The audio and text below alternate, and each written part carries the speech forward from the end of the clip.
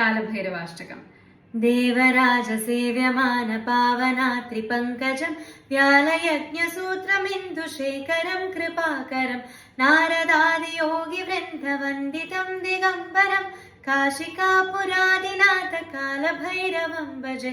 भानुकोटिभास्वरं भवाप्तितारकं परं नीलकण्ठमीप्सितार्थदायकं त्रिलोचनं कालकालमम्बुजाक्षमक्षशूलमक्षरं काशिकापुरादिनाथ कालभैरवं भजे। शूलदण्डपाशदण्डपाणिमादिकारणं श्यामकायमादिदेवमक्षरं निरामयं भीमविक्रमं प्रभुं विचित्रताण्डवप्रियं काशिकापुरादिनाथ कालभैरवं भजे।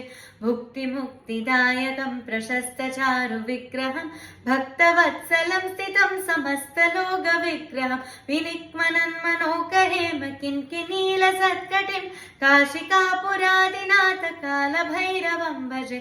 धर्मसेतुपालकं त्वधर्ममार्गनाशकं कर्मपाशमोषकं सुशर्मदायकं विभुं स्वर्णवर्णशेषपाशशोभिताङ्गमण्डलं काशिकापुरादिनाथ कालभैरवं भजे।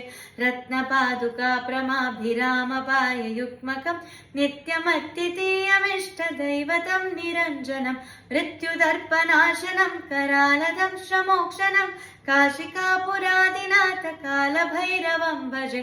अट्टहासभिन्नपद्मजाण्डकोशसन्ततिं दृष्टिपादनष्टपापजालमुग्रशासनम् अष्टसिद्धिदायकं कपालमालिकन्दरं काशिकापुरादिनाथ कालभैरवं भजे।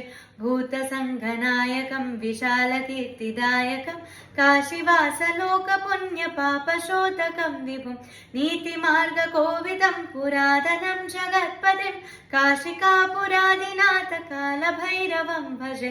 कालभैरवाष्टकं पठन्ति ये मनोहरं ज्ञानमुक्तिसाधनं विचित्रपुण्यवर्धनं शोकमोकदैन्यलोपकोपतापनाशनं ते प्रयान्ति कालभैरवाङ्घ्रिसन्निधिं ध्रुवं काशिकापुरादिनाथ कालभैरवं भजे।